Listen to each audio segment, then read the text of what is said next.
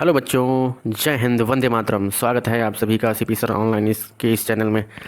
आज आपके लिए बहुत ही खास वीडियो लाया हूँ जो आपके ज्ञान में 100% वृद्धि करेगा और आपको ज्ञान की एक नई गुत्थी प्रदान करेगा, जिससे आपकी आने वाली परीक्षा यानी कि राष्ट्रीय आविष्कार अभियान की क्विज प्रतियोगिता में आप 100 से 100% स्कोर कर पाओगे।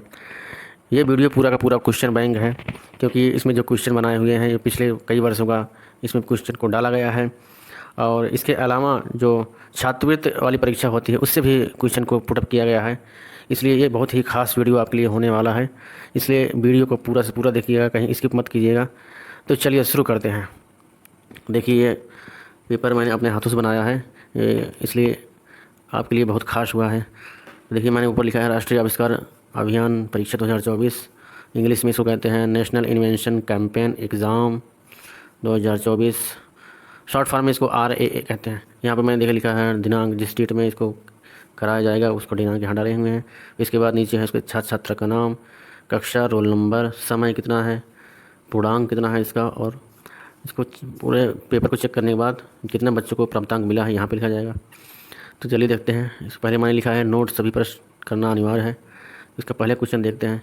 पहला क्वेश्चन यह है, प्रकाश वर्ष की इकाई है। जी हाँ बच्चों, आप सभी कमेंट में बताइएगा प्रकाश वर्ष किसकी इकाई है।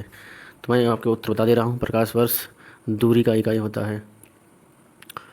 चलिए अगला क्वेश्चन देखते हैं। रॉकेट किस सिद्धांत पर कार्य करता है। ऊर्जा संरक्षण, न्यूटन के पहले नियम, जड़त्व के नियम पर, संवेग संरक्षण के नियम पर, किस नियम पर ये आधारित कार्य करता है। तो यहाँ जी हाँ, मैं आपको बता दे रहा हूँ, ये संवेग संरक्षण के नियम पर कार्य करता है, अर्थात न्यूटन के जो गति का तीसरा नियम है, क्रिया प्रतिक्रिया, उस नियम पर यह कार्य करता है। क्वेश्चन नंबर 3 देखिए, चिप्स कुरकुरे के पैकेट में कौन सी गैस भरी रहती है। जो सभी बच्चे जो खाते हैं चिप्स और कुरकुरे, उसके पैकेट में उसमें जो डाला जाता है चिप्स और कुरकुरे, उसको संरक्षित रखने के लिए उसमें कौन सी गैस डाली जाती है। जी हाँ बच्चों, आपने सही गैस लगाया, उसमें नाइट्रोजन गैस भरी रहती है। क्वेश्चन नंबर 4 देखते हैं। वायुमंडल में बादलों के तैरने का क्या कारण हो सकता है। पहला वेग, दूसरा ताप, तीसरा घनत्व और चौथा है वायुदाब। जहाँ तक मैं समझ पा रहा हूँ आप जो है घनत्व पे क्लिक कर रहे हैं। जी हाँ, ये एकदम सही है, 100% घनत्व होता है। पांचवा क्वेश्चन देखते हैं। पानी का घनत्व अधिकतम किस ताप पर होता है। जी हाँ, ये क्वेश्चन नंबर 5 है, पानी का घनत्व अधिकतम किस ताप पर होता है। तो आप लोग खुद बताइए, 4 डिग्री सेल्सियस पर, या 0 डिग्री सेल्सियस पर, या 4 डिग्री फ़ारेनहाइट पर, या -4 डिग्री सेल्सियस पर होता है। जी हाँ, क्या कहा आपने, 4 डिग्री सेल्सियस। जी हाँ, ये उत्तर आपका सही है। उत्तर नंबर फर्स्ट 4 डिग्री सेल्सियस, ये एकदम करेक्ट आंसर है। ये क्वेश्चन नंबर 6 देखते हैं। प्रेशर कुकर में जल्दी खाना पकता है क्यों पकता है। देखिए 4 क्वेश्चन दिए, 4 इसमें ऑप्शन से दिए गए हैं, ज़रा इसके बताइएगा। पहला ऑप्शन ये है, सारे ऊष्मा अंदर होती है इसलिए। दूसरा है भाप के कारण। तीसरा है गुप्त ऊष्मा कारण। चौथा है पानी के क्वथनांक बढ़ जाने से व दाब के कारण। जी हाँ बच्चों, ये लास्ट वाला ऑप्शन एकदम सही है, पानी के क्वथनांक बढ़ जाने के कारण। और उसमें क्या होता है, दाब की अधिकता के कारण क्या होता है, प्रेशर कुकर में जल्दी भोजन पक जाता है। सातवां है, रॉकेट का ईंधन कौन सा है। जी हाँ दोस्तों, तो रॉकेट में जो ईंधन पड़ता है उसमें कौन सा, क्या नाम है उसका। तो पहला है नाइट्रोजन, दूसरा है द्रवित हाइड्रोजन, तीसरा है CNG, चौथा है LPG। तो बच्चों आप लोग बताइए क्या हो सकता है। जी हाँ, यह है ऑप्शन नंबर 2 है, द्रवित हाइड्रोजन। रॉकेट के ईंधन में द्रवित हाइड्रोजन डाला जाता है, क्योंकि जब चंद्रयान 3 वाला वो रॉकेट गया था उसका, तो उसमें कौन सा ईंधन डाला गया था, ये द्रवित हाइड्रोजन। क्वेश्चन नंबर 8 देखिए, वॉशिंग मशीन किस सिद्धांत पर कार्य करता है।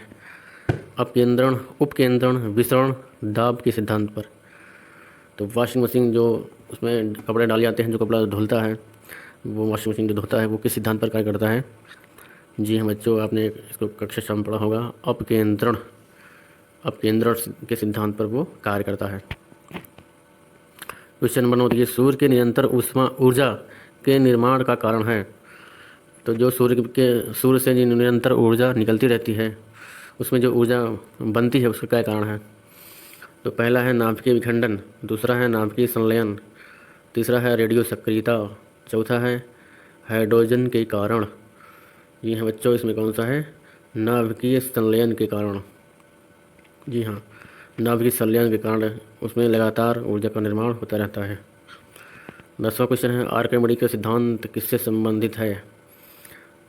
पलवन का नियम, गुरुत्वाकर्षण का नियम, तीसरा है विवर्तन, चौथा है द्रव्यमान ऊर्जा संरक्षण के नियम। तो इसमें कौन सा होगा?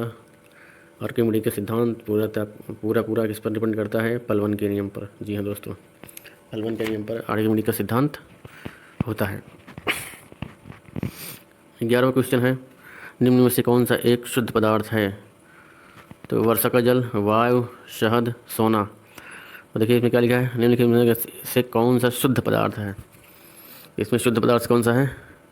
सोना। जी हाँ, सोना है। सोना, क्योंकि सोना क्या है? सोना एक तत्व है, और तत्व क्या होता है? एक शुद्ध पदार्थ होता है जिसमें सिर्फ एक ही प्रकार के उसमें परमाणु पाए जाते हैं, इसलिए उसको शुद्ध पदार्थ कहा गया है। उसमें किसी प्रकार की मिलावट नहीं होती है, इसलिए उसको शुद्ध पदार्थ कहा गया है। क्वेश्चन नंबर 12, निम्न में से कौन एक प्राकृतिक रेशा नहीं है? कुछ को ध्यान से देखिएगा, इसमें लिखा है निम्न में से कौन सा एक प्राकृतिक रेशा नहीं है। बच्चे बताएंगे। नंबर 1 है कपास, नंबर 2 जूट, नंबर 3 रेशम, नंबर 4 है नायलॉन। तो इसमें बताइए फटाफट कौन सा है? तो इसमें कौन सा आंसर ऐसा है जो प्राकृतिक रेशा नहीं है? जी हाँ, सही सोच रहे हैं आप। कौन सा है? कि नायलॉन। नायलॉन क्या है? यह एक है कृत्रिम रेशा। नायलॉन, रेयॉन, ये सब क्या है? कृत्रिम रेशा। प्रश्न नंबर 13 देखिए, कौन एक द्विलिंगी जंतु है? कौन एक द्विलिंगी जंतु है? ऑप्शन हैं मनुष्य, सर्प, मच्छर और केंचुआ। जी हाँ बच्चों, इसमें कौन सा है? केंचुआ है। क्योंकि केंचुआ जो होता है, एक केंचुआ होता है, उसके पास दो प्रकार के लिंग पाए जाते हैं, एक नर वाला और दूसरा मादा वाला, इसलिए उसको द्विलिंगी जंतु कहते हैं। क्योंकि मनुष्य के परिवेश में क्या होता है? मनुष्य जो होता है वो दो नर और मादा, दो अलग अलग जंतुओं में वो विभाजित रहता है, इसलिए वो क्या है? एक लिंगी जंतु है। क्वेश्चन नंबर 14 देखिए, विटामिन ए का रासायनिक नाम। जी हाँ बच्चों, विटामिन ए का रासायनिक नाम क्या है? ऑप्शन में पहला है थायमीन, दूसरा है रेटिनॉल, तीसरा है साइटोसिन, चौथा है केसिन। तो इसमें कौन सा आंसर है? हाँ बच्चों, रेटिनॉल। इसका सही आंसर क्या है? रेटिनॉल। 15 क्वेश्चन देखिए, हरित लवक के अंदर कौन सा तत्व पाया जाता है? जी हाँ बच्चों, तो हरित लवक के अंदर कौन सा तत्व पाया जाता है? तो हरित लवक का रंग कैसा होता है बच्चों? हरा होता है। तो क्वेश्चन नंबर इसमें जो है उत्तर नंबर 1 है हाइड्रोजन, दूसरा है आयरन, तीसरा है मैग्नीशियम, चौथा है कार्बन। जी बच्चों, तो सही सोच रहे हैं आप। इसमें क्या है? मैग्नीशियम है।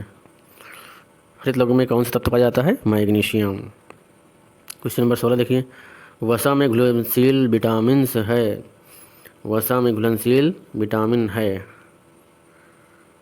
इसमें देखिए इसका आंसर है vitamin A, vitamin B, vitamin C, चौथा है विटामिन पहला और दूसरा दोनों। जी हाँ, तो बच्चे